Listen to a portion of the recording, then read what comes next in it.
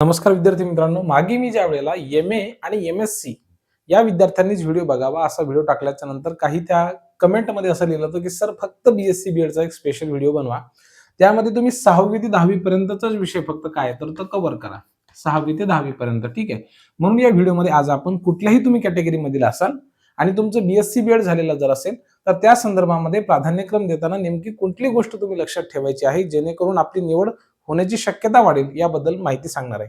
बघा, हा व्हिडिओ पाहताना तुमचं पेपर सेकंड पास असेल तरच तुम्ही बघा आणि प्रिफरन्सेस कसे द्यावेत आणि सोबतच अंशतः अनुदानित शाळांची निवड करताना नेमक्या कुठल्या गोष्टी लक्षात ठेवायच्या म्हणजे तुमची निवड कमी स्कोअर असली तरी सुद्धा होण्याची शक्यता वाढू शकते. या संदर्भामध्ये या व्हिडिओमध्ये आपण माहिती जाणून घेणार आहोत, ते सुद्धा अत्यंत कमी वेळेमध्ये. विद्यार्थी मित्रांनो, तुम्ही जर सेकंड पेपर पास असाल आणि 6वी ते 8वी जिल्हा परिषद किंवा एखाद्या स्थानिक स्वराज्य संस्था अथवा कुठल्याही खाजगी संस्थेमध्ये विदाऊट इंटरव्ह्यू मध्ये जर लागण्याचा तुमची इच्छा असेल तर सर्वाधिक कॉम्पिटिशन ह्या कॅटेगरीमध्ये आहे. ओबीसी, ओपन आणि एससीबीसी. प्रचंड जास्त कॉम्पिटिशन तुम्हाला बघायला मिळेल या तीन मध्ये. कारण की एमएससी बीएड झालेले विद्यार्थी सुद्धा तुमच्या टफ कॉम्पिटिशन मध्ये आहेत की ज्या विद्यार्थ्यांचा सेकंड पेपर पास आहे. म्हणून एक गोष्ट लक्षात ठेवा की जर तुम्ही जिल्हा परिषदेला अप्लाय करत असाल 6वी ते 8वी साठी विद्यार्थी मित्रांनो, तर या तीन कॅटेगरीमधील विद्यार्थ्यांचा कट ऑफ हा मला असं वाटतं की 130 प्लस लागण्याची शक्यता आहे 6वी ते 8वी विदाऊट इंटरव्ह्यू.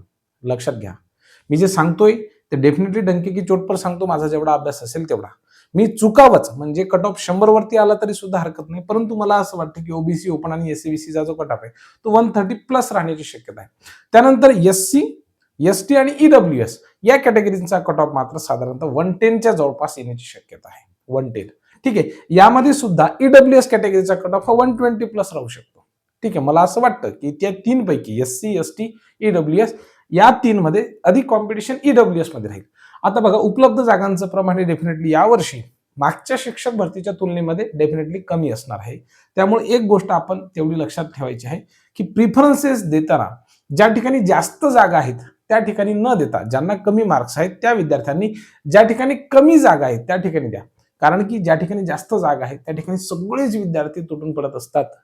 म्हणून आपण उलट डोकं वापरायचं. तारक मेहता का जसा चष्मा हा उलटा असतो तसं आपण थोडीशी उलटी ट्रिक वापरायची. सरक्या मार्गाने न जाता थोडं उलट्या मार्गाने जाऊयात आणि ज्या ठिकाणी कमी जागा आहे त्या ठिकाणी कमी गुण असणाऱ्या विद्यार्थ्यांनी काय करायचंय, प्राधान्यक्रम देताना थोडासा विचार करायचा आहे.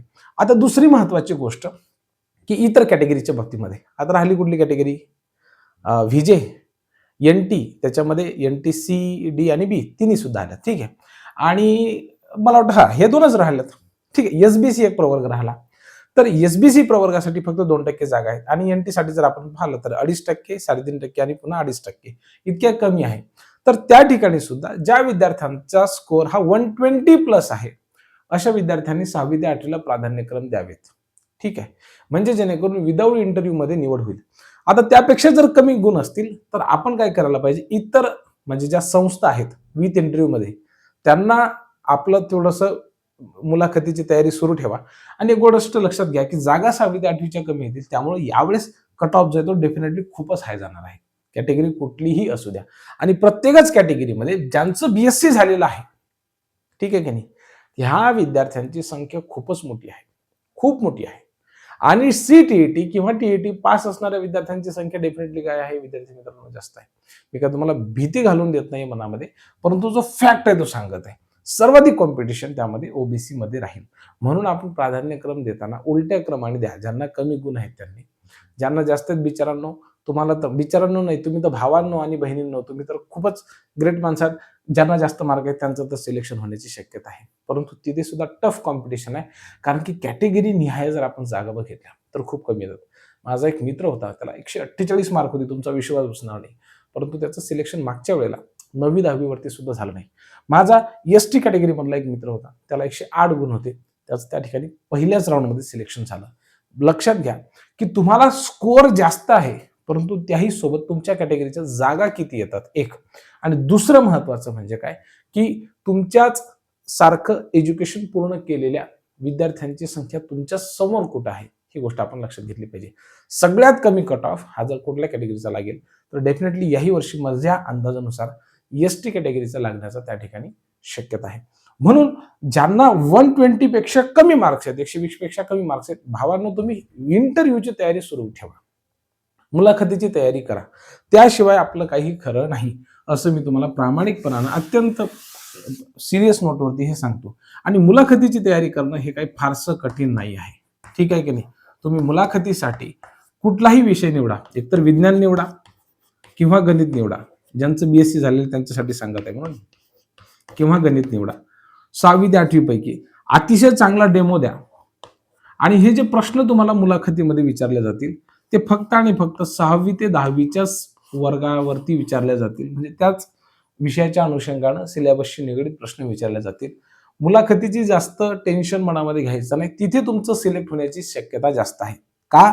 कारण की 6वी ते 8वी स्थानिक स्वराज्य संस्थांच्या जागा ह्या कमी येतील आणि खाजगी अनुदानित संस्थांच्या जागा जास्त येतील. खाजगी अनुदानित संस्था ही डेफिनेटली मुलाखत घेतल्याशिवाय तुमची निवड करणार नाही.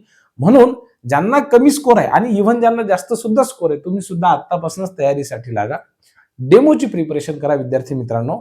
शेवटी जोपर्यंत आपली नोकरी फिक्स होत नाही तोपर्यंत सांगणं कठीण आहे. आणि ज्यांना खूपच कमी मार्क्स आहेत, समजा 110 पेक्षा कमी असतील, अशा विद्यार्थ्यांनी 6वी ते 8वीच्या किंवा 9वी 10वीच्या अंशतः अनुदानित संस्थांवरती सुद्धा प्रिफरन्सेस द्यायला काही हरकत नाही. विदाऊट इंटरव्ह्यू मध्ये आपलं सिलेक्शन होईलच असं काही नाही. आणि मी तुम्हाला आधी जसं सांगितलं कॅटेगरीमध्ये, तर त्या ठिकाणी निवड होण्याची शक्यता ही डेफिनेटली जास्त आहे. परंतु मागच्या वेळच्या तुलनेमध्ये पुन्हा एकदा सांगतो, हे मी वारंवार याच्यासाठी सांगतोय, कारण की जागा 2022 मध्ये जेवढ्या आल्या होत्या तेवढ्या येतील यावेळेस असं नाही. त्यावेळेस 14 मार्च 2024चा जो GR आहे तर तो लागू झालेला नव्हता, तो आता यावेळेस लागू झालेला आहे. 100 शिक्षकांचं प्रमाण, अतिरिक्त शिक्षकांचं प्रमाण हे अधिक आहे, ही गोष्ट आपण सर्वांनी लक्षात घ्यावी ही विनंती. खूप खूप धन्यवाद.